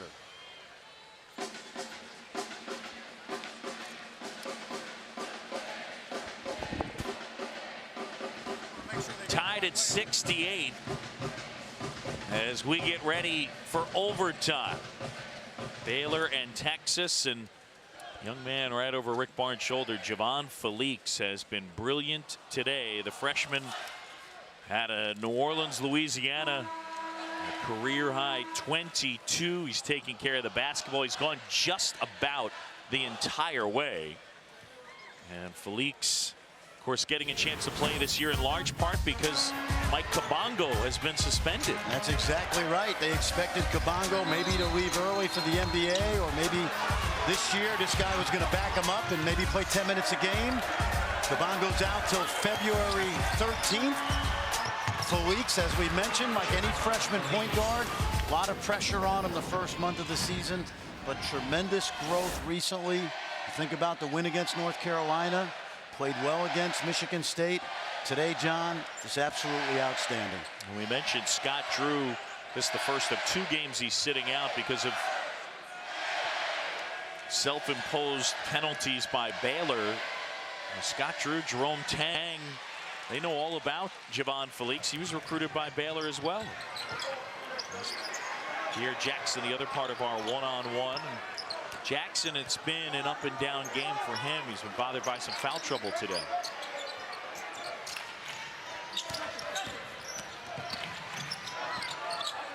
Walton to Austin. Heslop, good look at it. Boy, Heslop has not been able to knock shots down. Both he and Jackson have struggled today. Okay, Jonathan Holmes late in this game. A couple of big blocks, a putback.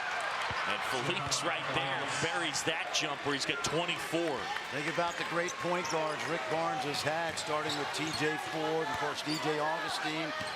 some others, Daniel Gibson, Avery Bradley, not really a point guard, but you get the idea. When you have a guy playing well at the point, it looks like you're well coached. Jackson weaving into traffic and spins it home. 15. The danger for Texas is Jackson can take over a game at any time. Done it so many times in a year and a half. Leaks another jumper. Look at this, John. Look at this. This is a highlight reel performance in his first Big 12 game. Jackson, Jefferson. Oh, they're lucky at 1-and-1 on the Texas side. Jefferson puts it in. He's got 21. You know what you love about Jackson? The shots aren't going down, but he's still finding his teammates. The Leaks absorb some contact, and they get that on A.J. Walton. Call on A.J. Walton. It's his second personal. Team foul number 6.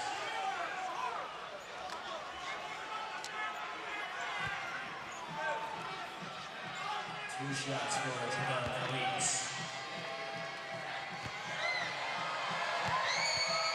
The Leaks at the line.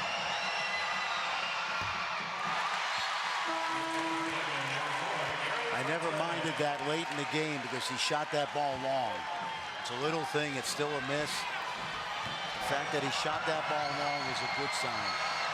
Played all but 2 minutes in regulation, did Felix, but misses them both there. .26 points, 8 assists, 1 turnover for the freshman, but 2 crucial misses at the stripe.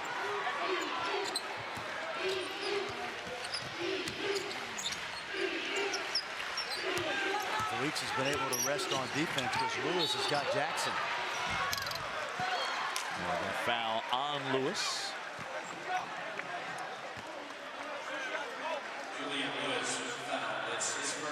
I think of Pierre Jackson 4 years ago playing at Desert Pines High School in Las Vegas. Not highly recruited. That was a year in Vegas that produced Anthony Marshall at UNLV. This guy, how about Elijah Johnson from Kansas? Evan Rockamore from Santa Clara, all starting. I saw Anthony Marshall last weekend. Despite UNLV losing, he was very impressive.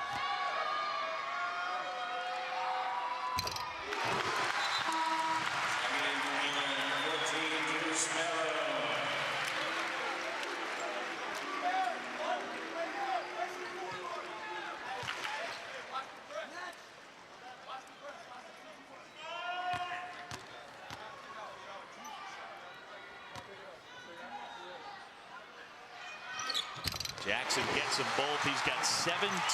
Baylor by a deuce. Now remember, first time they're going to go zone today, it looks like. 1-1-3. Let's see how Texas reacts. Felix picks up his dribble. Texas has 2 timeouts, so they don't want to throw away a possession versus the zone.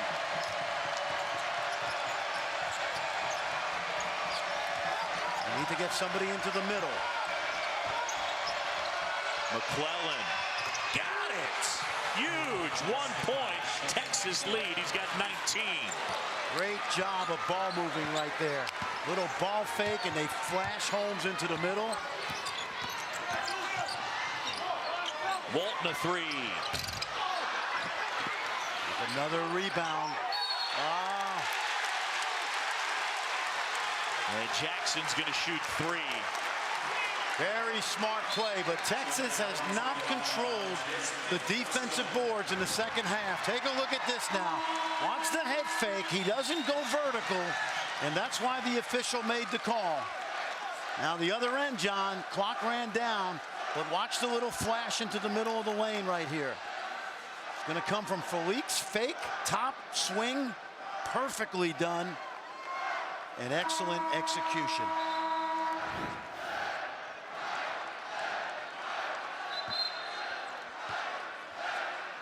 What a game for Javon Felix.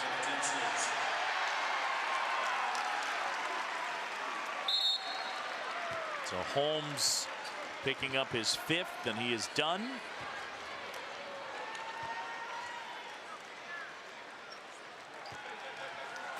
Bond, by the way, has 4 also for Texas. Yeah, Holmes coming up with some big plays. That shot he knocked down, a couple of blocks, and how about this slam? Absolutely. Sophomore from San Antonio again. Texas without an upperclassman who plays. And these 3 free throws are likely to be wet. That means he makes them.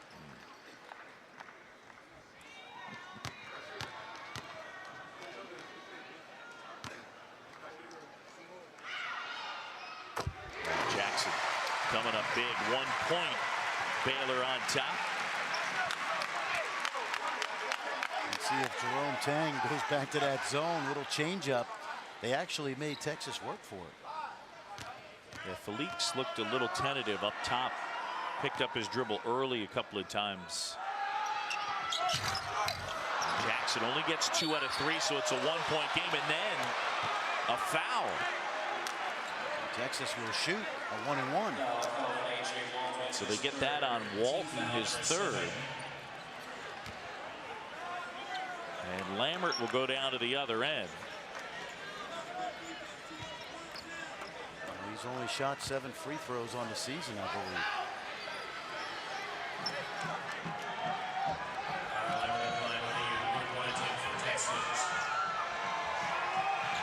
Lambert 2 of 7.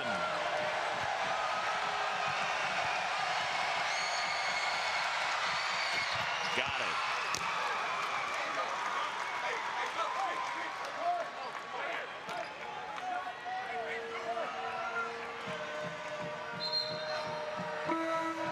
For Baylor, number 4, Gary Franklin.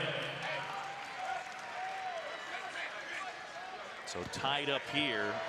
This another guy, just a freshman. And he gets them both.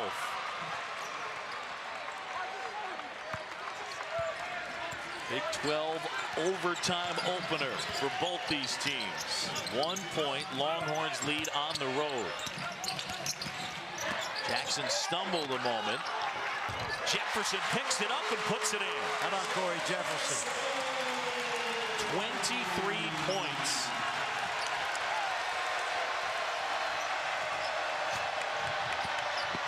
Felix loses it out of bounds. It stays with Texas.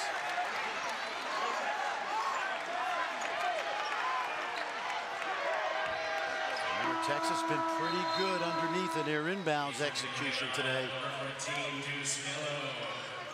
Jerome Tang going offense defense right now. In fact, he's got Pierre Jackson coming out along with Gary Franklin. Interesting thing is going to be what happens if. See, I think Jackson's bleeding, so he has to come out.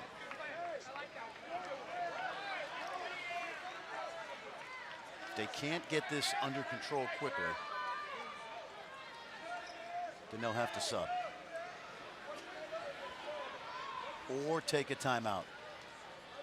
Jackson has scored 6 of Baylor's 10 overtime points. And Rick Crawford saying, come on, let's go.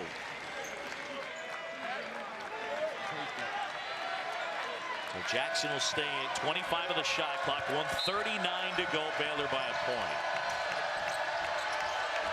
Oh, they were looking for a lob to McClellan.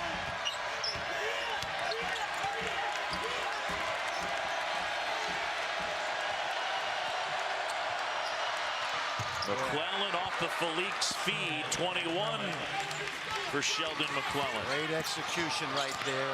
Little curl screen. Jackson inside. He'll shoot 2. And it's on Bond, and he's done. So Holmes is fouled out, and now Jalen Bond is fouled out. John, here's the pressure Jackson puts on a defense. Texas scores, but they think they're getting back to set their defense, except here comes Pierre Jackson with that great speed coming right at you, and he really attacked the defense that wasn't set. Take a look now. It's an excellent execution, but here comes Jackson. See, the defense isn't really set yet.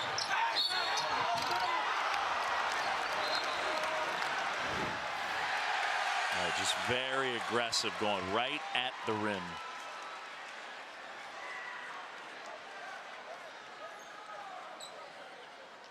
Bond and Holmes have been disqualified from this one.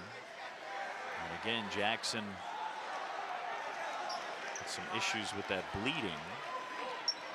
They're allowing him to get that under control. Otherwise, they would have to sub him out and force him shooting those free throws.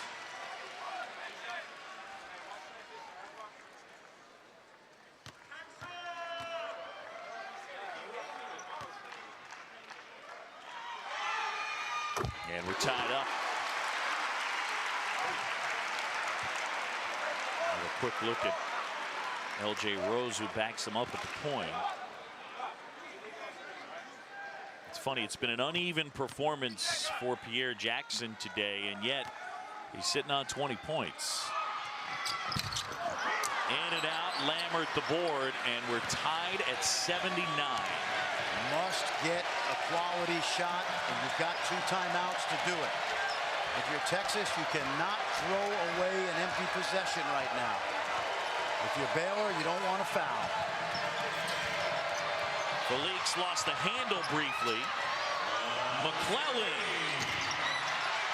And Bello, a huge rebound. Here's Jackson pushing. Good feed. Jefferson will shoot 2. I don't know if Pierre Jackson knew what he was doing, but in attacking the defense, he essentially went 2 for 1 right there. Again, they get it up quickly. Good look by McClellan. And watch Jackson. He's going to come and explode. He's got people running with him because they know he's going to deliver. And in effect, it's a good 2 for 1 opportunity. Yeah, by pushing, Jackson basically turned it into a 3-on-3 down at that end and got the big guy at the stripe. It's funny you said that, John, because I always told my teams, when you have a guy this quick, 3-on-3 is really an advantage for the offense, because it's like Gretzky playing in a 4-on-4 in hockey. You know, the more space Jackson has, the better he's going to be, even if you think it's even 3-on-3. Monstrous advantage at the line for Baylor. And that's been a big part of the story in this game. Jefferson gets both. Baylor by 2. Gary Franklin will check back in, and Jefferson will sit.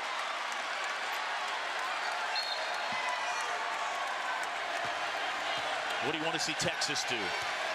Get a quality shot. They've done it 2 ways. High pick and roll, and they've also gone to pairs on each side, big and little. Looks like high pick and roll right here. That's a foul. The leak's inside. The fadeaway wouldn't go. Rebounded by Walton. Now you have to foul if you're Texas. Papa Petru fouls Pierre Jackson. Bello got away with a little bit of a bump. It threw Felix off, but in fairness, the officials have been very consistent tonight about contact.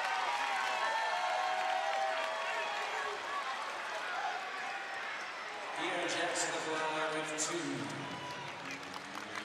Shots for the Bears.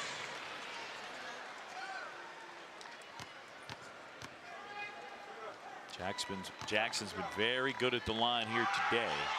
And buries another. He's got 21 points, 10 for 12 from the stripe. And Jerome Tang filling in for Scott Drews, sitting out the first of 2 straight conference games. This might be a good, I thought this might be a good timeout for a timeout right here if you're Baylor, but it doesn't look like they're going to get it. 4-point game. You don't need a 3 if you're Texas. You must go quickly, however. Stripped away. And a foul on Lammert.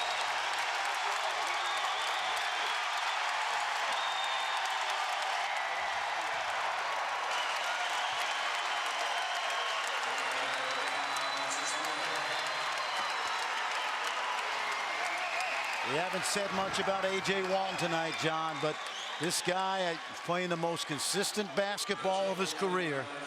Does so many little things, as you see good teams around the country with guys that make the little plays, and that's exactly what A.J. Walton does.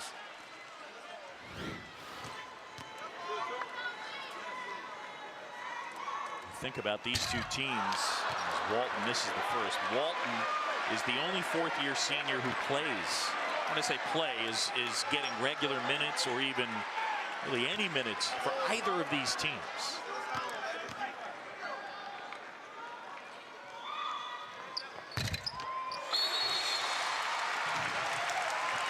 Timeout Baylor. 5-point game, 21.2 to go here in OT. And again, at the conclusion of our game, we'll send you out St. John's and Cincinnati.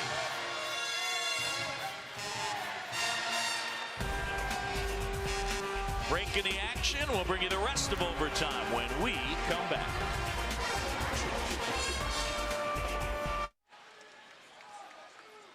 Baylor by 5 here in overtime. Pierre Jackson, Corey Jefferson, they've scored all 13 points. Well, one of the things we've talked about throughout the game is Pierre Jackson can go get his anytime he wants. He's been a facilitator. I don't think he's had the best game in terms of his playmaking and his passing early in the game. I think the first 2 possessions of the game he turned it over, but you just can't replicate his speed and quickness with the ball, John. And I've watched a lot of players this year. It's the deepest position in the country, point guard. There's so many flavors like Baskin-Robbins, but to me, he's one of the top 5. And I don't think he gets the recognition that some of the other guys around the country do. Well, preseason player of the year in the Big 12. And again, the free throw stripe, huge part of the story. Baylor 34 for 43. Texas just 9 out of 14. Fran, you mentioned for Texas, the problem going forward and really looking back, offensive efficiency.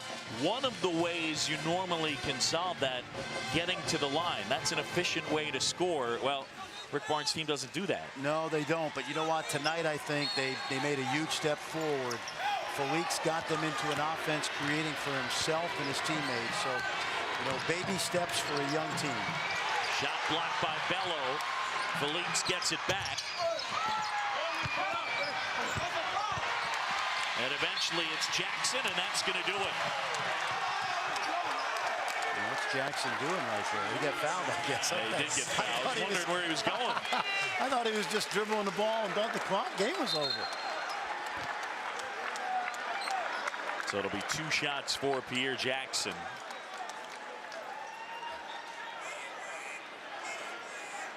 Okay, we talked about the free throw disparity. We watched Quincy Acey for 4 years. In many ways, Quincy Acey's been reincarnated in the likeness of Corey Jefferson, hasn't he? What a step Corey Jefferson has taken this year. Asked to do a lot more, whether it's minutes, scoring, or rebounding. If they were boxes, it would be check, check, check so far. Right now they're checking the time on that last foul. Here's Jackson. And then the arm goes up. It's probably closer to 5.2 when Zelton Steed put his arm up. And Texas will drop 7 of its last 9 to Baylor.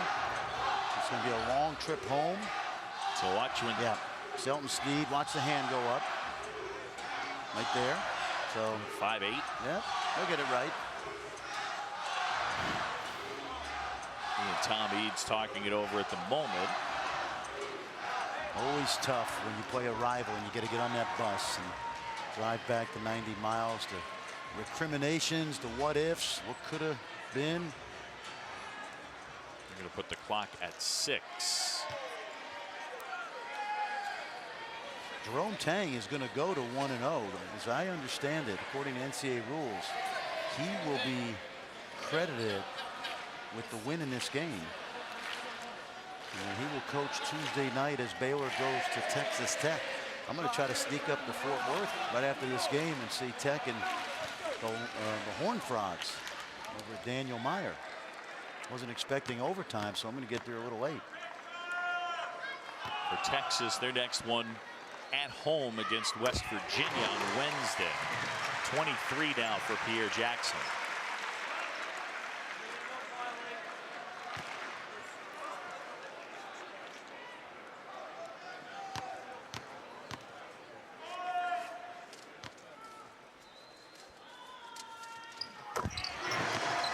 Jackson buries that one. So that will do it here at the Farrell Center.